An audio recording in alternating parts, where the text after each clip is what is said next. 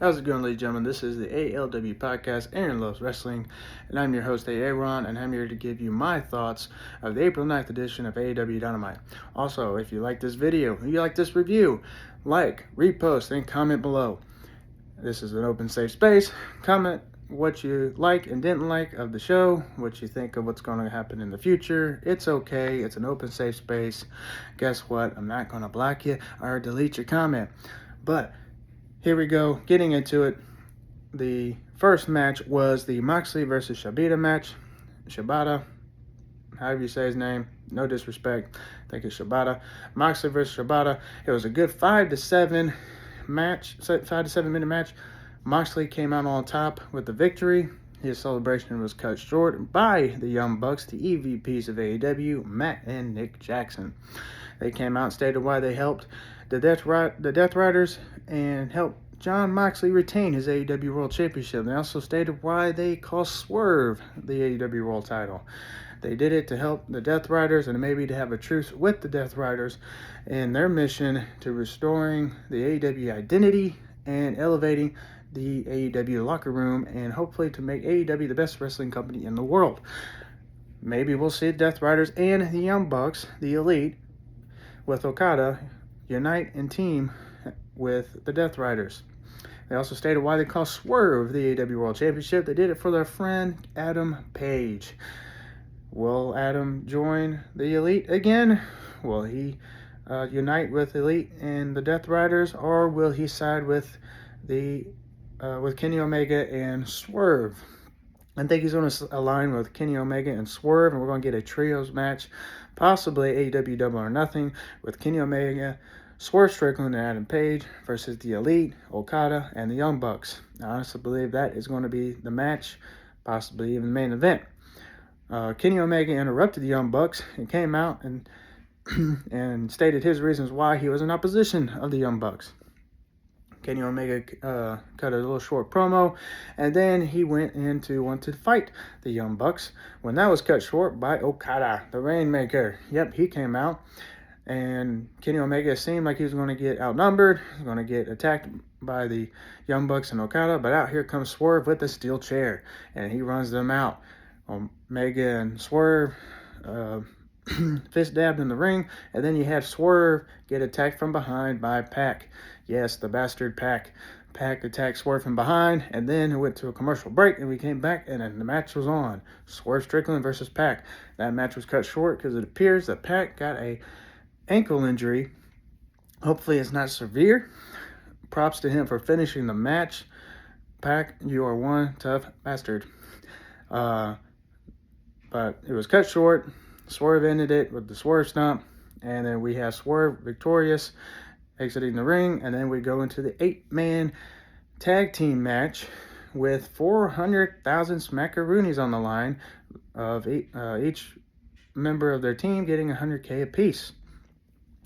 You had the teams of Will Ospreay, Kevin Knight, Speedball Mike Bailey, and Mark Briscoe, the hometown boy in Baltimore, versus Ricochet, Beast Mortos, and then you had Action Andrade, and Leo Rush. It was a great 8-man tag team match. A lot of great moves in the ring, out of the ring.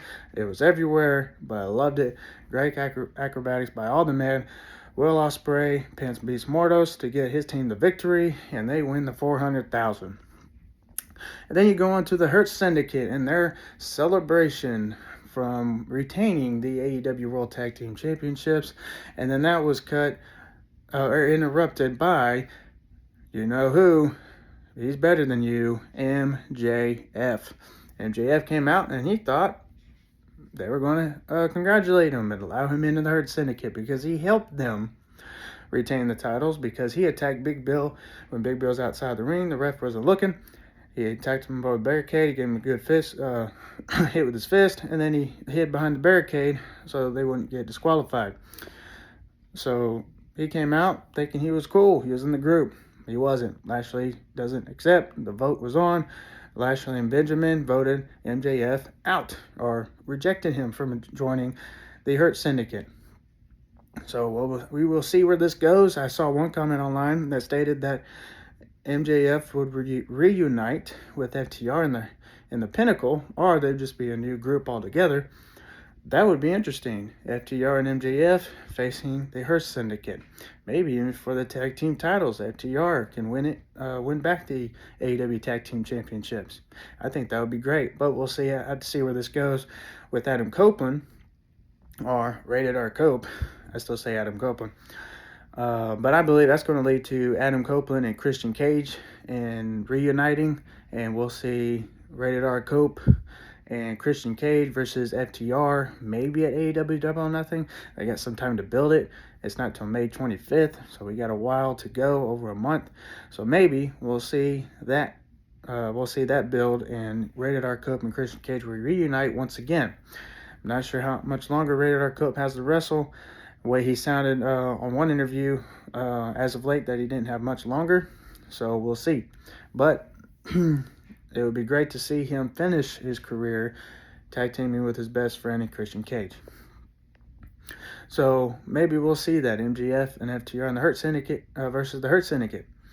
Maybe we'll see MJF and FTR go for the trios titles. I don't know. But we'll see where it goes from here. Next, we had the ladies match with Chris Statlander versus Thunder Rosa. Great wrestling match. Thunder Rosa held up from a sign from a fan from in the arena that said saying women's wrestling is great again, or something like that. Women's wrestling is still alive and well. That's what it said. So women's wrestling is still alive and well. Yes, women's wrestling is still alive and well in AEW.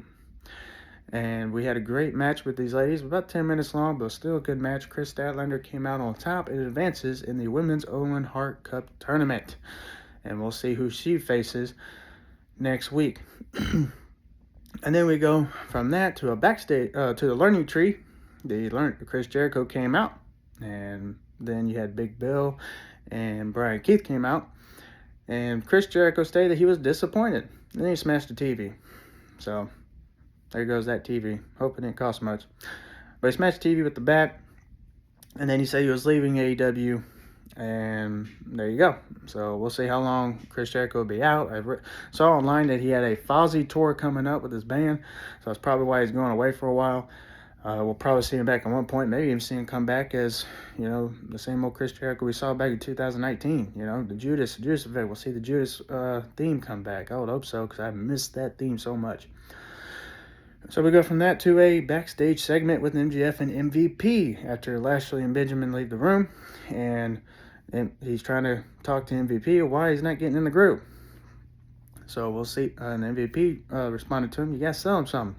So we'll see what he does with Lashley and Benjamin and trying to get in the Hurt Syndicate. We'll see if he even joins the Hurt Syndicate. Maybe he won't. Maybe they'll still say no. And then he reunites with FTR. Or I was thinking he might bring back Wardlow, and him and Wardlow go for the AEW World Tag Team titles. I don't know. That'd be great, because I miss my big guy Wardlow. But so we'll see where this goes from there. We go from that to the main event. You had the Ops, Samoa Joe and Hook versus the Death Riders and Claudio and Wheeler Yuta. It was a good 10-minute tag team match, and the Ops come out on top with the victory. And then we have Ops come out on top with the victory, and Samoa Joe stated that they're coming for those AEW World Trios Championships. But will Pac be able to go after his injury? Hope so. If not, maybe it'll be Jon Moxley. Jon Moxley joining the trios match, and he will help defend the titles. And then if Pac is injured, maybe this will be a way to get the titles off of him. And then we'll see the Ops run with the AEW World Trios titles. I really like the Ops, Samoa Joe and Hook and Shibata. It's really, really good. I think they're a great trios team. So we'll see where it goes from there. AEW really needs to get some more trios teams, because that trios division is, running thin. We need to see more trios so Death Riders can defend those titles more, or they can retire the titles and just run with the AEW tag team titles. I love the trios titles and the Ring of Honor 6-man tag team titles.